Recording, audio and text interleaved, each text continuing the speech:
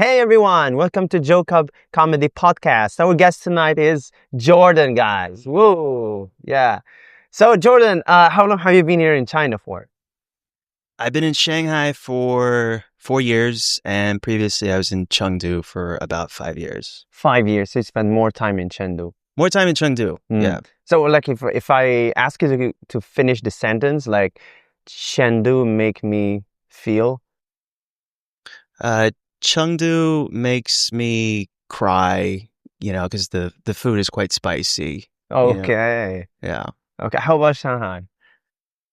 Shanghai makes me wet, like because it rains a lot. Okay. That's what I meant by that. That's what I thought I'm too. bombing here. I'm bombing at the podcast. Oh, good man, you're doing great. You're doing great. Yeah. So, like, who's your favorite comedian? That's tough. It's almost like music. It kind of depends on the mood you're in. I love David Tell.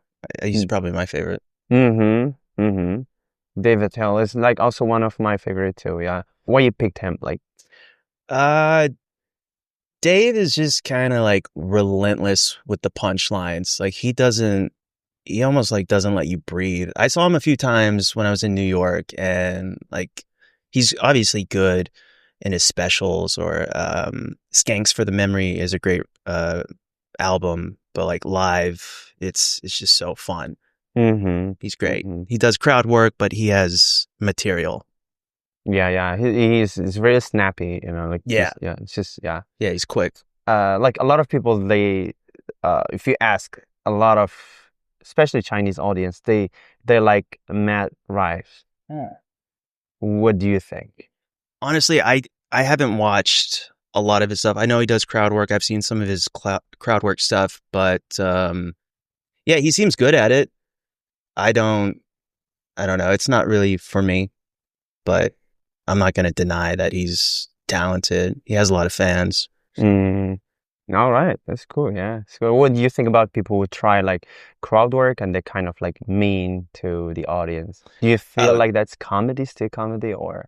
Being mean to the audience, yeah, I think some of the audience, maybe not in China. I think Americans, they like to be roasted, or sometimes they like invite that sort of atmosphere at shows. I don't think I don't know. I think there's a little bit of a culture difference here.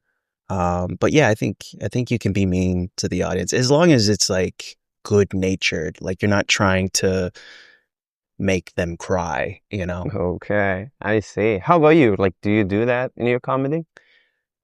Uh, be mean to the audience. Yes, I'm very no. I try not to, but if a joke doesn't work, I get very defensive, and I don't know. Sometimes I just misinterpret the audience. Like there was an audience member the other day who just was frowning and did not seem to be enjoying herself.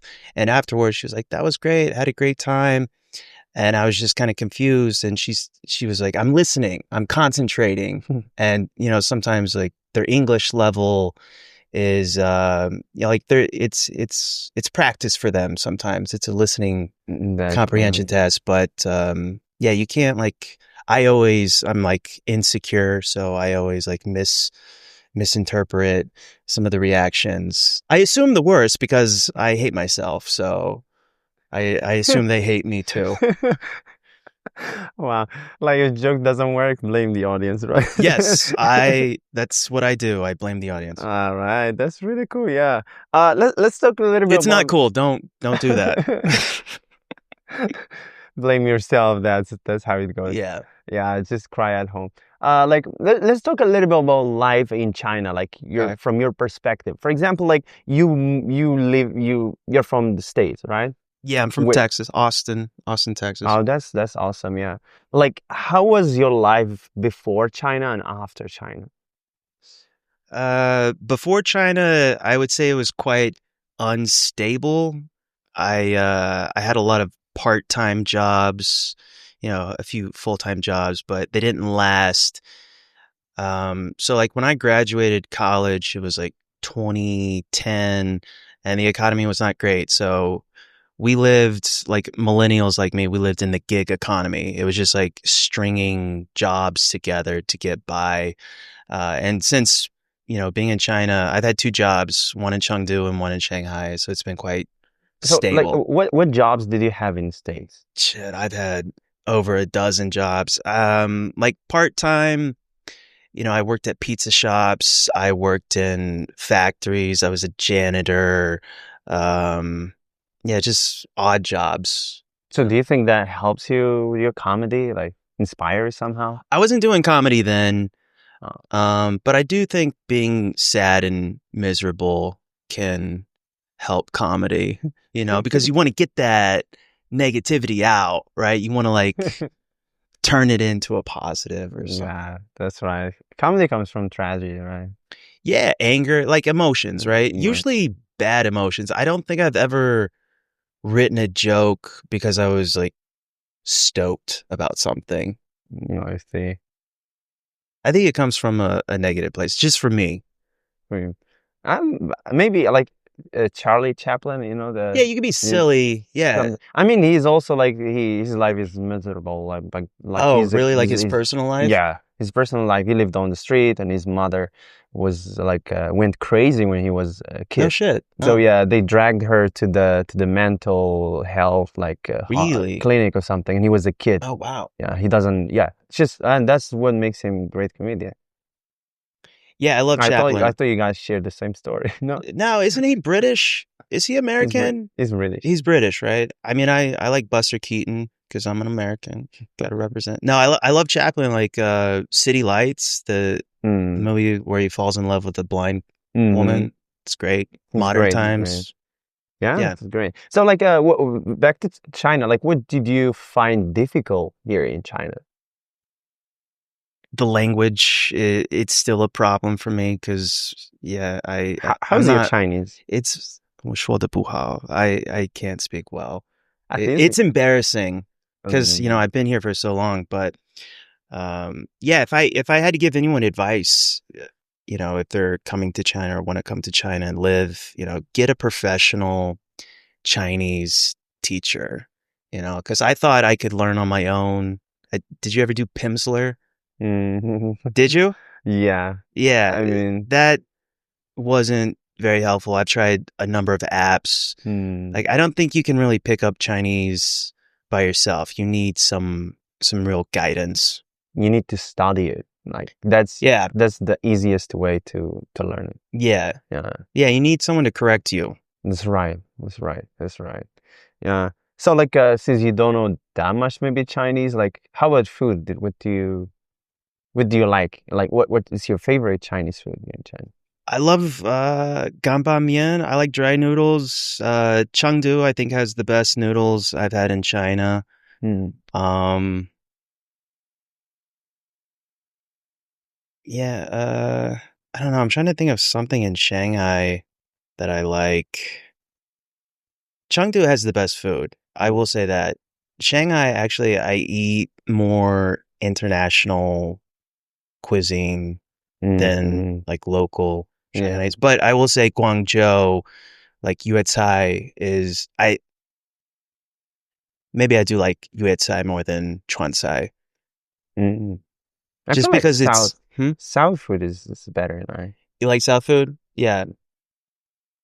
Is better. Guangdong like dishes are like really good, man. See, the problem with like Yeah.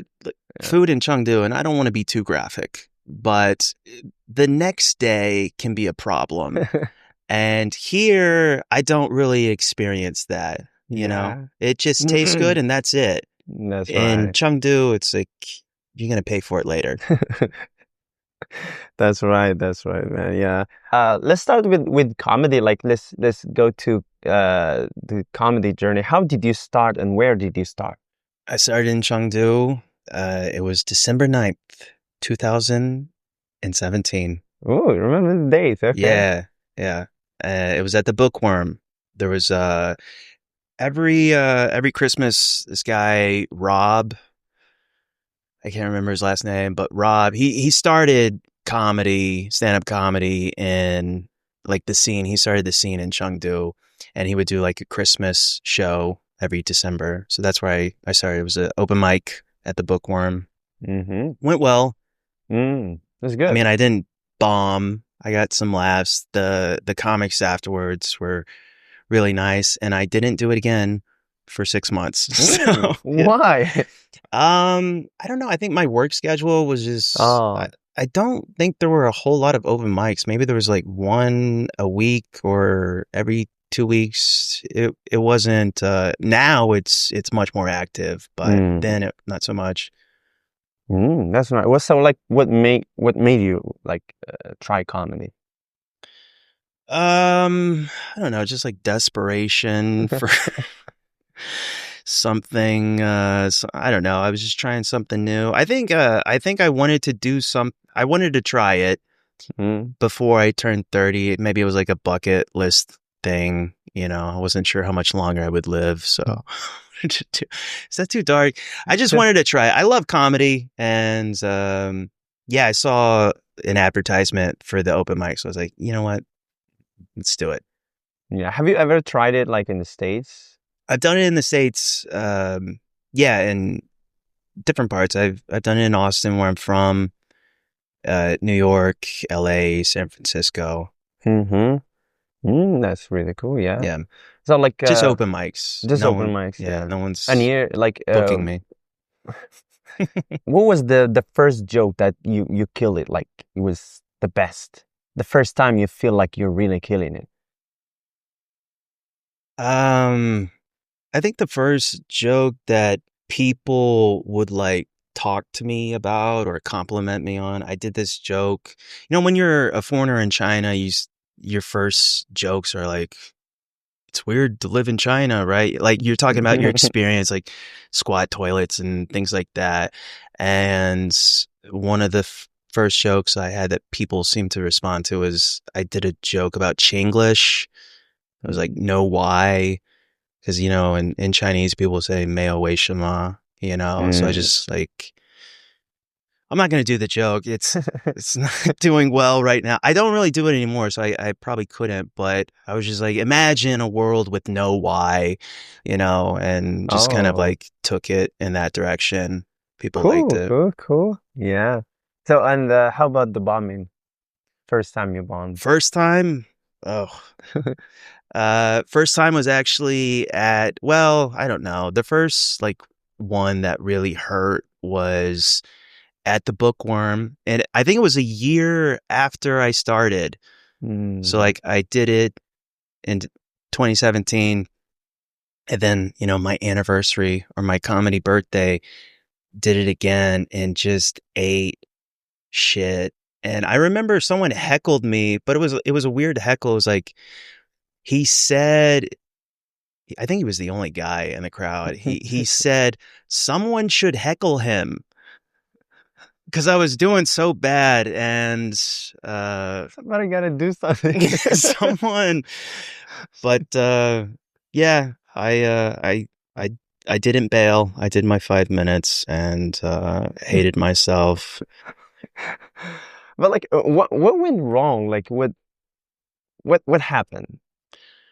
I think maybe I was just not the jokes were not funny. Mm. Um, and I was not in a great mood. So, and a lot of the jokes that night were like the butt of the joke was women, because I guess I was going through a bad dating experience. And yeah, I guess I learned that night, like you have to joke about yourself before you can joke about anyone else. Otherwise, you just seem mean and like, That's right. That's sad. right. That's right. That's right. You got to gain their trust before you can, Mm. Like get the connection with them first. yeah. Like make They them have to feel. trust you're a good person before you say something bad. Mm. What actually influenced you to start comedy? I was just desperate for something. I don't know. I like comedy and I wanted to try it. It wasn't anything in particular.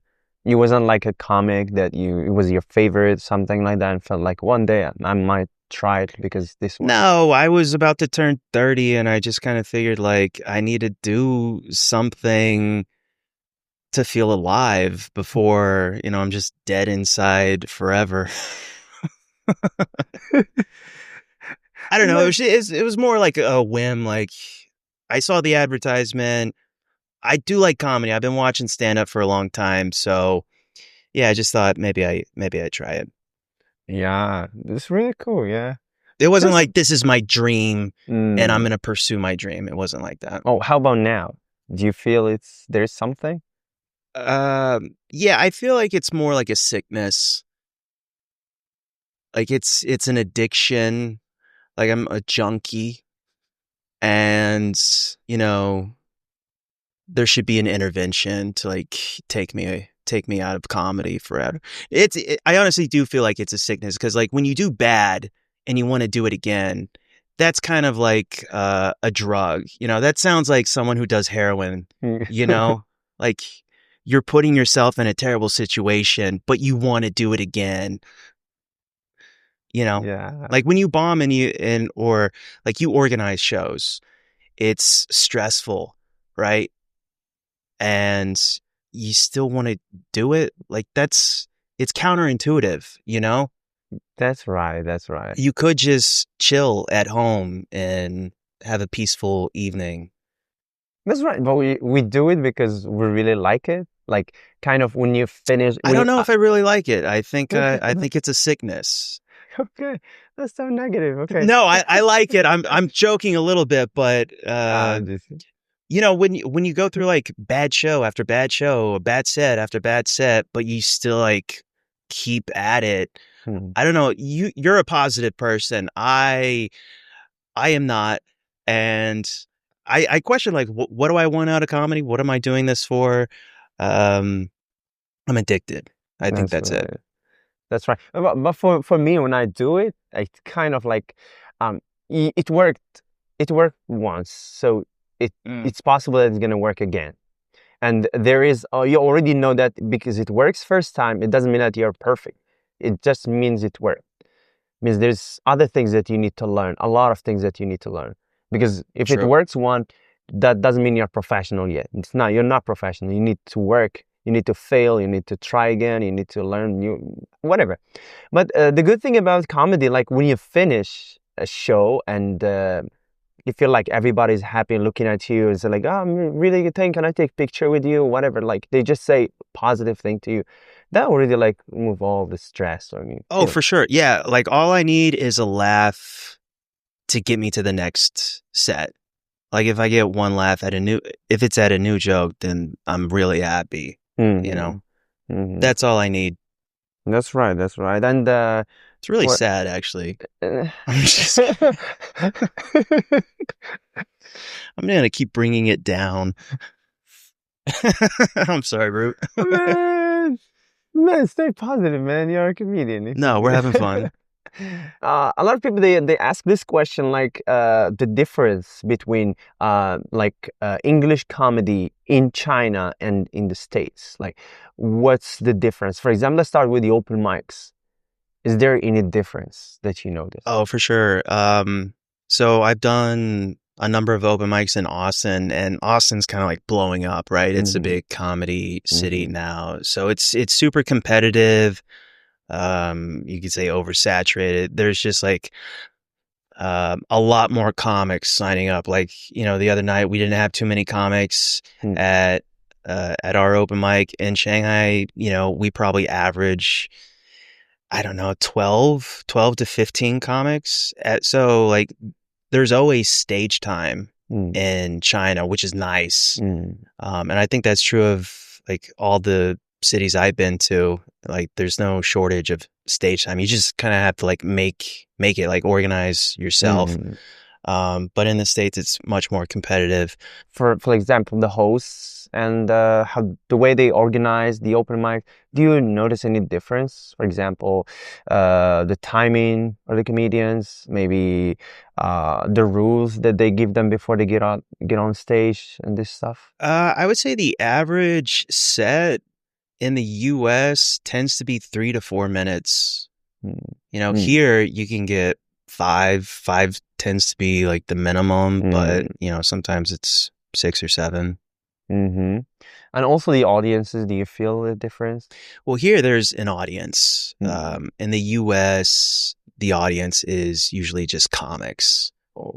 So, and they don't care what you have to say. They're just like looking at their phones, getting prepared for, their time. So it's very different. There's almost no audience, real audience, like people who go to an open mic to watch comedy. Mm.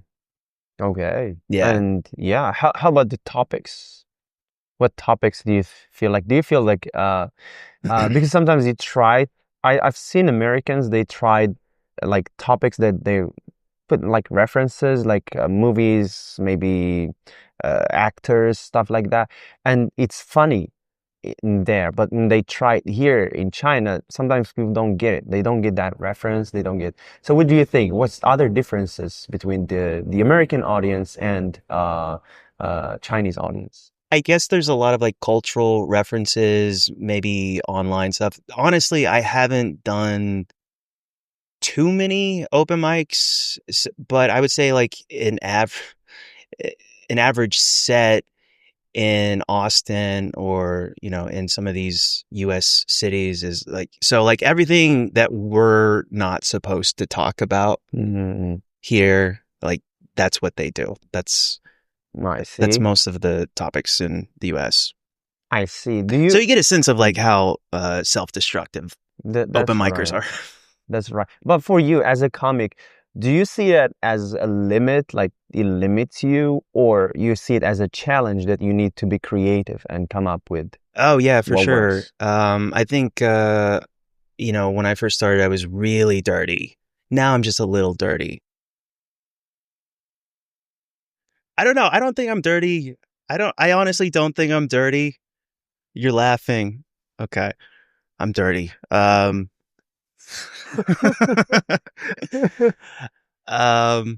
But I think the tendency when you first start is you want to say like everything, like all your dark secrets or your dark thoughts. You just want to like share them with other people, or maybe that's just how my brain works. But then you realize, oh, this is not how you speak to people in public. You need to, first of all, it needs to be funny, and just being like gross or dirty, that's not funny in itself unless you're like a middle schooler. So you have to find a way to like make it funny.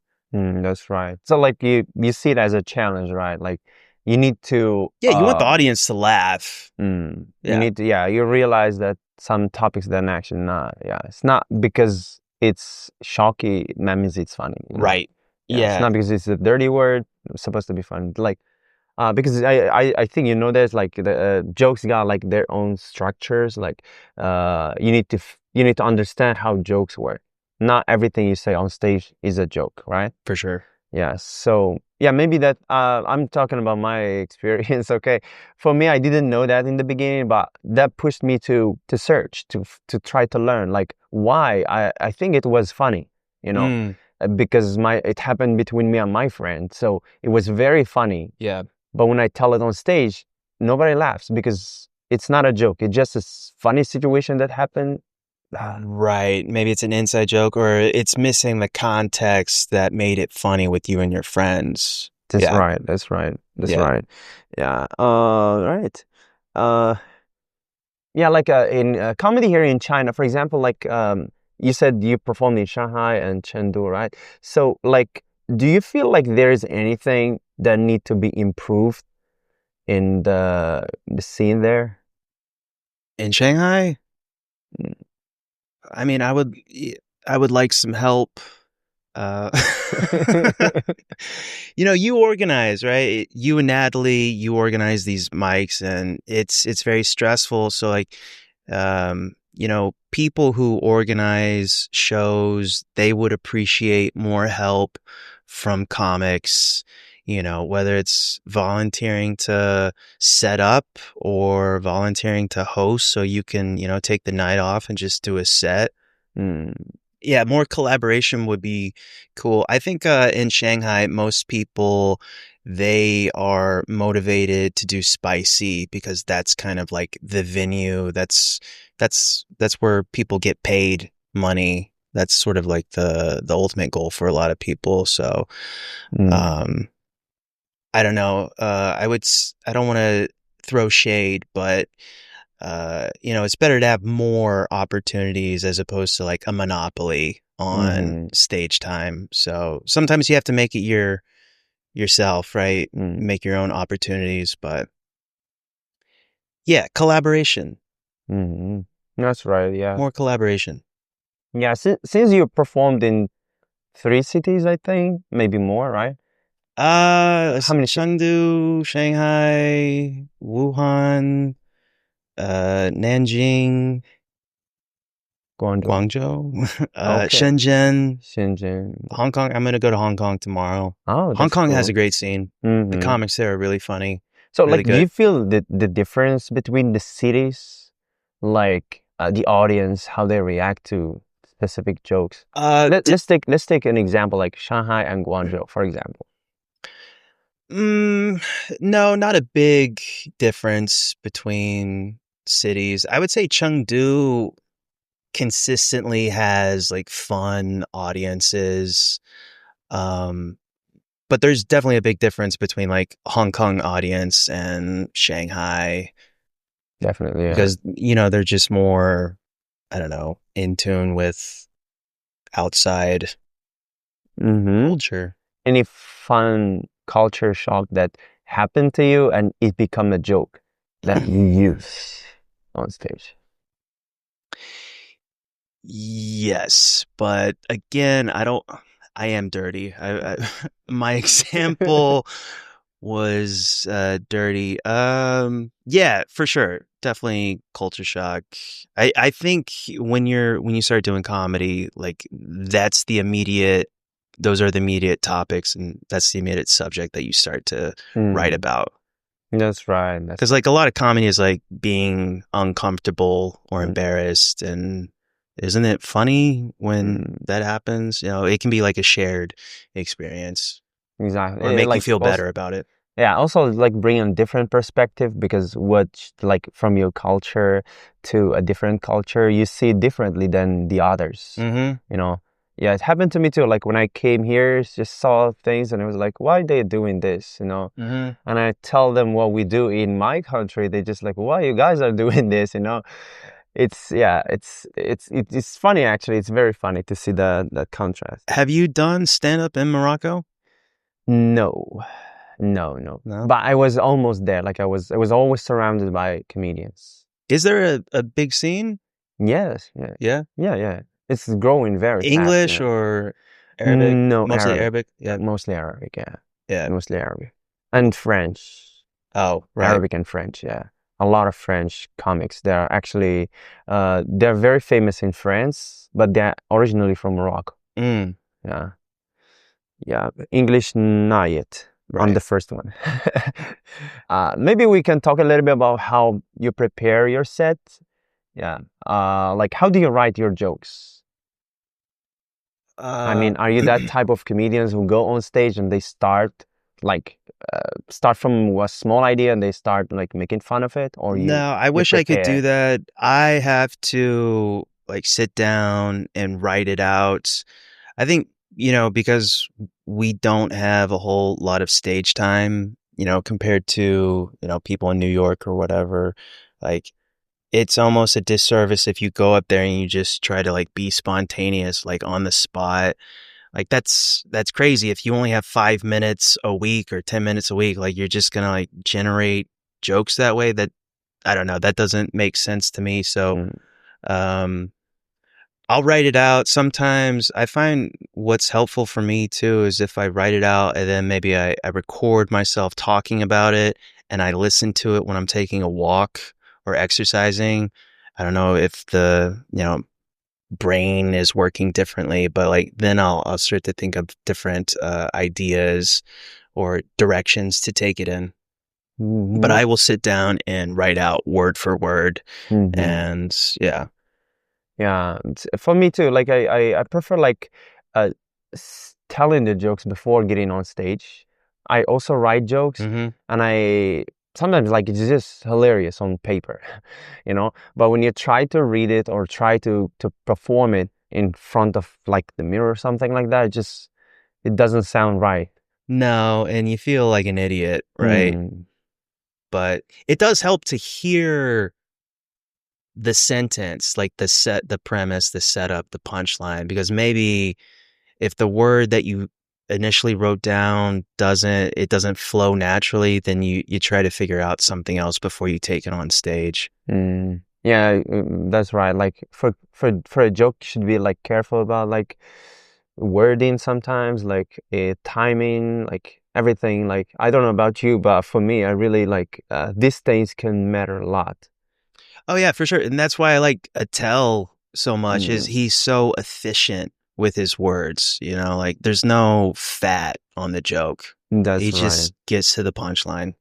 That's right. And what do you do when a joke doesn't land? I blame the audience. I mean, do you go home and try to change it, or you just Yeah, give up? well, I mean, it kind of depends on if the room, I don't know, if the room was like hot and people were like laughing at everyone else and then that joke bombed, then yeah, I'll either like abandon it or I'll try something different. But if it's kind of like a cold room and the joke doesn't land, now I'll try it again multiple Mm, times. Like I'll trot it out three or mhm, four times before I mhm, make edits or changes. Has anybody stolen your one of your jokes? Like, not, I mean, No, no, that really, would be crazy. it happened to me, man, Really? many times. Yeah, Many times. yeah, You got some joke thieves yeah. and Like joke thieves in Guangzhou. here's why. Yeah, here's why. But they don't know. They're new. You mainly like they're new to comedy, and they're not like this experience. They think it's okay. They just hear it. They just go on stage and they say it. They think it's internet joke or something. It happened to me because I used to write new sets every week. I used to perform before host. Like I used to write new set like every week. I spent the whole week writing that set. That's crazy. And yeah, like it happened to me. Like I was about to go to perform a joke, and I heard the comedian before me said it. It was already on paper. Like it was like, well, like this is my joke. I'm gonna say it now. It was actually the host. They hear something and they think it's just a common thing. Right. Yeah. And I think a lot of people do. No one's stolen my jokes, but they will. Some people, when they introduce you at an open mic, maybe they'll use one of your jokes to bring you up or to like. And I don't understand. This is one of my pet peeves with hosting is like when someone before they introduce the comic, they make a joke about the appearance. It's like the audience hasn't seen them yet. Mm, So, they don't have the reference. They don't have the context. So it's not gonna land except for maybe the comics who know. that's right. But, Some of them. do the appearance jokes Mm, after the audience has seen the comic. that's right. That's right. It sometimes like I heard people they mention something that happened between that comic and the other comic on WeChat. I send him this on No. WeChat, and he's like, we don't know. We're now on WeChat with you guys. Like, nah. Yeah, it's too It's inside. just, yeah. Sometimes like I've seen this before. Does it like has it happened to you yet? Like you have a joke on maybe your nationality, for example. You don't want to tell people that you're from America, but that's your joke. You want them to guess the crowd work, something like that. Mm. But the host already said like you're from the US already. Like, I wouldn't say I don't have that particular joke about my ethnicity or my nationality, but sometimes like I'll grow my hair out mm, and people will say I look like Jesus, and I'm not trying to be blasphemous here, but people will honestly say that. So like some of the first joke I have when my hair is long is like I'll make a joke about that. But if the host brings me up and says this guy looks like Jesus, all right, well now I have to mm. have a different Oh, joke, I because they see. already stepped on my punchline because the surprise is no longer there, Yeah, or I'm not like addressing it before, it kind of like sucks the fun that's out of it. right. That's right. And another question, like how many, like what's the maximum number of open mics that you did a day? In Like, Shanghai, yeah, like have you ever tried like 3 open mic a day? Two? the scene in Shanghai is not that vibrant. The most open mics I've done in Shanghai, like in a single day, is two. Hmm. Yeah, but that's rare. That's very unusual to have two What? opportunities to, do a set. Hmm. All right. Yeah. I mean, Uh, for the comics who do spicy, they can hmm. do that. Where do you get your inspiration from when you want to write your jokes? Um, I don't know. It kind of happens randomly. Like I used to sit down and try to like, free write and you know, hope that something comes out of that. But usually it's just again, a negative feeling or emotion. It's like I want to channel this into a joke. How do I make this funny? It's almost like therapy, I guess, right? Like how do you process uh some of the You gotta start the somewhere, right? bullshit in life? Yeah, so I don't know. It usually comes from frustration or anger, Hmm. That's right. sadness. So do you like write every day, something like that? A lot of, for me, I do write kind of You every do? day. Yeah, a You have a lot. ritual like Uh, 10 not o'clock? no, no, no, not necessarily to like to be scheduled or something. And not necessarily to be a joke, like complete jokes. You could be just a premise or something like that. But I write. I see something happen to me in front, like just write it down. I don't expect that much from that line, but I just write it. So when I'm trying to write my set, like a new set, I just sit and I start getting those lines, those ideas that I try to imagine how it's gonna look on stage. If it's working, I try to work on it. If it doesn't seem like it's working, I just leave it. I don't have I don't have a set schedule. I'm not too consistent about writing every day. I should. You asked about inspiration. Actually, you know what's weird is like when I'm in the shower, an idea. I'm not trying to be dirty. This is like a sincere. It's actually frustrating because you can like go out and write it down if you have an idea, and if Mm, you do have an idea or a thought, and you don't write it down within I don't know mm. 30 seconds, it's gone. It's gone. Yeah, Exactly. so Yeah. that it's very frustrating. But the shower Exactly. is weird. It's I don't know, maybe if I'm like just like comfortable or maybe it helps be naked. Um, but yeah, the shower is a place That's where why I get maybe you're dirty because you cannot write in the shower, right? I that's where all mean. my dick joke comes from, It's like I'm just looking at it. It does happen to me, but in different place when I'm trying to sleep.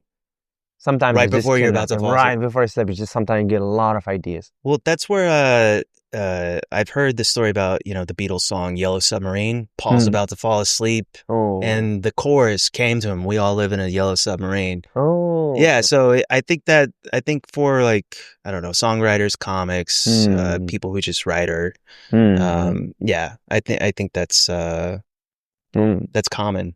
That's It kind happens of to me too. And I'll get the thought and I'm like, this is great.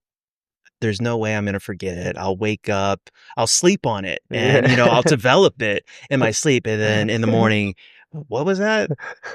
Yeah, that's So right. always write it down. I learned it before comedy, like when I was like I was in a group, like we did like theaters and stuff like that. We used to write plays Oh, cool. together. So when I used to get ideas, I just go and write them. Like I don't trust like I will wake up and I will like remember. Yeah, and leading to the next question, like do you think like a comedian can make money from comedy in Shanghai? Absolutely not.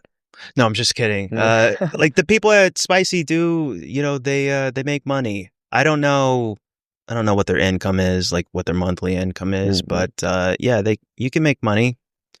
mm. It's a Like, different process, like with licensed shows. I think Shanghai is a bit different from other cities that I've been to. There's more supervision.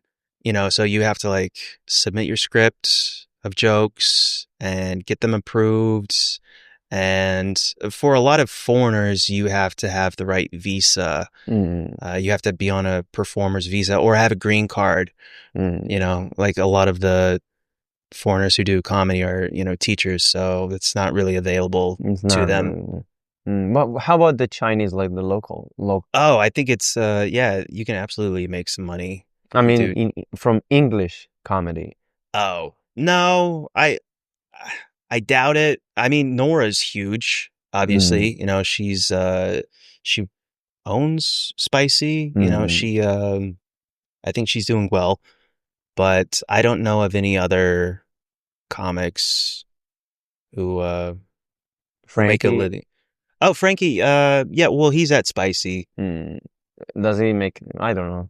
I don't know. I'm not going to guess what Frankie's salary is, but I will say he deserves more because Frankie is funny. He's a great host. He's a nice guy. Good dude. Yeah. Shout out to Frankie. Shut up. Yeah. He's a very nice. He performed with us, by the way. He came Really? to an open mic. Yeah. Oh, cool. Yeah. So nice. Super nice. Like he started like giving advice to people, like not from up to down, like just from friend to friend. Like just. It was so nice, like very helpful, like feedbacks to everybody. Yeah, he's very observant, so any feedback that he gives is very useful. Very, very nice, yeah. And experience too, like for sure. Yeah, whatever he says to you, like it really makes so much sense, and it works. You just try it, it will work. So, like, you said you cannot make money from it. So I was going to ask. I can't make money from it. Other people can. Like how long it takes for a comedian to maybe start making money from comedy? In China or in general? In general. I mean, I don't think I'm qualified to answer that question, honestly, but I think you have to be good first before you make money. And maybe some people, you know what, I'm gonna censor myself with that. I don't know. I think maybe like 5 to 7 years of doing it consistently, you should have enough stage time and jokes to make money. But I don't know. What do you think about people who jump directly to a comedy special? They just like, I have a comedy special. Wow. Like how long do you think it should take for a comedian to say that I have a comedy special? I've heard 10 years. Once you put in 10 years, then you can do your first. But that I mean, I'm not anyone to say, but I think Shane did his first special before he had 10 years, and I don't know. So it depends. It's all individual, but I think you have to do like at least 5 to 7 years. That's right. You have to put in the work. It must be solid. Like that's yeah. Yeah. We're almost there. Just like by the way, how is it going? By the way, what do you think? How's it going? Yeah. Oh, I'm good. Good, right? You're sweating, man. I don't feel it's that good. Well, we got a big show at Cage's tonight. I'm slightly nervous. Oh yeah, like we forgot to mention that. We have a big open mic tonight. Yeah. Well, are you excited for that? How do you feel? I'm excited. Yeah. That's it? Okay. That's it. Nervous. I'm excited and nervous. I hope everyone has a good time. Oh, like what's the biggest number of people that you performed in front of? So I did Spicy a few times before they really became established. And I want to say the biggest crowd was over 100. I mean, it was over 100, but probably less than 150. I don't know, somewhere between there. Oh, I see. That's the biggest one, right? Yeah. We did 200 here in Cages. Yeah, that's wild. I'm open mic. Dude, that's crazy. Yeah, that was like, we were like, what the heck are we doing here? Like, one reason why I wanted to go to Shanghai, because, when I was in Chengdu, some of the Shanghai comics would, come and perform and visit, and they would talk about like the open mics. We get 100 people. We get over 100 people for open mics. So like, that's crazy. That's wild. Yeah, Spicy, I think regularly gets over 200. I think they opened a new venue, which is like 500. 500. Wow. Yeah, I mean, I don't think they're doing open mics to 500 people, but you know, they're doing shows to a lot of people. Shows too, yeah. That's pretty cool. It's not like do you have any story that happened to you like with a heckler beside the one that you told us? I don't have a great heckle story. I find that most the hecklers are not trying to they're not trying to ruin the show. Maybe they think that this is like a conversation, or like they feel like they can participate, or um like if you ask a rhetorical question, or maybe you're just doing a joke and they want to like add to it, you know, that's a heckle, right? Because it disrupts the rhythm, and now you have to address it. But they don't. It's not like their intentions are bad. But I think like every comedian should know kind of how to handle that, right? If there's a heckler, you need to. Yeah, for sure. You know, that's part of like getting chops, right? And I think my tendency is to react like in the past I have reacted badly. Like I'll yell, and you know, something that might save me is like, oh, I'm working on my temper, you know. Like I'll try to like bring it back and be like self-deprecating, but like you can't lose your shit. You can't lose your cool in that moment. That's right. It's the worst thing you can The do. worst, yeah. Yeah, it's just terrible, yeah. Because you got material to say, you got 5 minutes. You feel like you're losing it, right? Well, also if you're the host and you lose it, then you have to like go back out onto the stage and be like, remember me when I lost my shit? Like you just have to continuously like apologize throughout the night, and it's not good. Besides hackling, well, like how about bombing? Like, do you have any story that happened to you that you still remember? Cannot forget. I mean, other than that one bombing story, I think I just bombed so much that I've become a little numb to it. Like it still hurts, you know, but it all just kind of like blends in together, you know. You got used to it. Just a wound, like it's just a growing wound that is indistinguishable from the other one, you know. And how about the opposite? Like, have you seen like you've been performing and you can see the vibe is all down, like nobody's laughing maybe and something, but you just said a line or said something that kind of got people back to comedy? No, I'm usually the one who brings it down. So someone else has to clean up after me, like that guy, right? I don't think there's a line that works universally because each situation is kind of unique and different. And if you try to like force it, you know, it probably won't work. I don't know. Do you have something like in your back pocket that you use? I do sometimes like just go like that and say, hey guys, I'm Ruth, and people are like, and say I'm gay, and everybody like, yeah, really?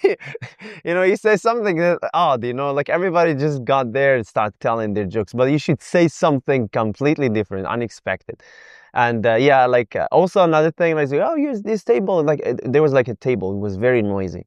So I started having a conversation with them, you know, because if they got quiet, I was just performing. I wasn't hosting. I was just performing.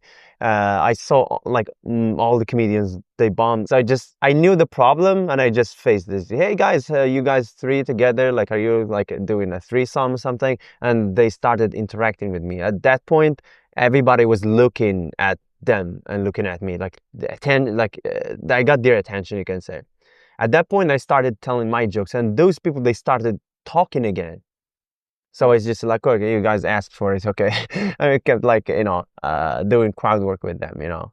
So that's how it kind of, it was quiet. My part wasn't loud because the environment at that point, it was too noisy. It was a bar, you know, it was too noisy. Noise was already like from a place like a bit far away that you cannot control. They're not there for comedy. They're having like a birthday party or something. like already there, noisy, very You noisy. can't really But the compete with problem a is, birthday party. yeah, people were sitting like in front of you are already noisy too. Like it just like it's not set for comedy. That is the worst, especially when like people in the front row are chatting, but Mm, maybe the people in the back, they don't know or they're listening. So you have to like address people on an individual level. mm, It's like putting out little fires throughout the room. And yeah, I haven't found a way to do it gracefully. mm, And I think I think maybe that's like the mark of a true professional. Like, how do you handle a bad room or a bad mm. situation? You know, That's that right. separates like amateurs from professionals. And I am certainly an amateur. And as you said, that's right. Like it also depends on the environment because you need to observe, you need to know who is watching and stuff, Hmm. and what people know about the room already. You Yeah. need to see, like, observe, like what thing that looks odd, something like that. So when Right. you do that, you start creating that connection with them. For example, I have a line that I always use. Like I say, when I see a lot of foreigners, I just like, hey, foreigners there, wow, it feels like an immigration office. Hmm. Usually when you say that, everybody like, like say, oh, the immigration office, this, this is serious, for foreigners, this is serious, Right. my visa is, something like they just pay attention and they, Yeah, even if it's a line that you use at, you know, other shows, mm, yeah, it seems that you're being spontaneous or organic, like in the moment. You're like you're mm, present, like you mm, notice things and they notice it too. So it just feels like they're gonna laugh. that's You right, know, that's right. it feels like you're there. Like if you just go up there and you're like doing material and you're like in like almost like a robot, you know, you're just Mm, like in your own head reciting it, then people are gonna tune out and mm. it Especially if you've seen the previous comedians, they did the same thing and it didn't work. right. You got to do something different. Yeah. Mm. Yeah. So like the last thing, like two questions actually for foreigners or for people who want to come to China. What do you want to say to them? Come to China. China's great. Chinese people are really friendly. But yeah, if you're going to live here, then definitely get a Chinese teacher. Um, like invest the time and money in learning the language and you'll Mm. have a better time. What was the other question? The other question is for comedians who wants to start comedy. What do you want to say to them? Be positive. Be positive. I was going to say prepare to be disappointed, but you know, you should have like a way to like deal with a bad experience, you know, when you bomb, because it's gonna suck, Mm, and you have to like, you have to get through it because comedy's hard. It's not just like joking with your friends and fun times. You know, like you're gonna feel terrible about yourself. So you need to have like a healthy way to get through that. that's right. That's Don't right. don't drink it off. That's right. Especially when you see comedians, they try the first time, you can see that they were so excited. Mm, Once they try, they don't do great. Or maybe they do great the first time, second time, they don't do great. They just stop completely. Like, yeah. I've seen this a lot. Yeah. Jordan, thank you so much, man, for Thank you, joining Root. us. I have a gift for you, man. Can you give What? me? Yes, we have a It's not gift my for you, man. birthday. JokeUp always have gifts. Yeah, let's go, guys. Yeah. Give you a gift. This is from JokeUp. Yeah, Oh, this thank is a you. bag for you. Yeah, you can check it at home because there's nothing inside. Life is short. Very positive. Yeah, Positive message. This is yeah. great. Life, Thank you so much. life is short. Let's joke up. Yeah, Life is yeah. short, especially when you're bombing on stage. That's right. This is from our anniversary. This is where the date when we started, when Joke Up started. Yes. Okay, Yeah. so April 18th, Mm. 2024. Yes, still new. Yeah. Thank Serious, you man. so much. Thank This you, is man. cool. Thanks so much for joining us. That means a lot, man. It was. How was it? How do you feel? I feel great. Really? I'm ready to kill on stage. Let's do it. Let's do it. I had no confidence when I said that. Man, it's okay. Just be No, we're gonna have positive. fun. We're gonna have fun. Be positive, man. Just you're not losing Is this anything. gonna be like a sad podcast? No, man. I What are don't you know, gonna man. title this podcast? I'm no, no, man. Like the thing is, Interview with sad white boy. no, it's good. It's really good. I was just going with flow. It's okay. It's really Okay. good, man. It's really good. I didn't want to interrupt you, but still good. Yeah. Yeah, still good, man. Really, I mean it. Really good, man. It's first time. It's okay. Just have fun. We'll invite you again next time, man. Yeah. Cheers. Thanks. We get better, maybe better stuff, and then yeah. Okay, so thank you guys for watching, and that's the podcast. You can comment the next comic that you know here in China, so we can invite him or her, and we can do a podcast with her. Share your comments, share your feedback. We would love to see it. And that's Jordan. Thank you so much, man. And Thank you. Let's say goodbye. Bye. See you Bye-bye. guys. Bye. Cheers. Yeah.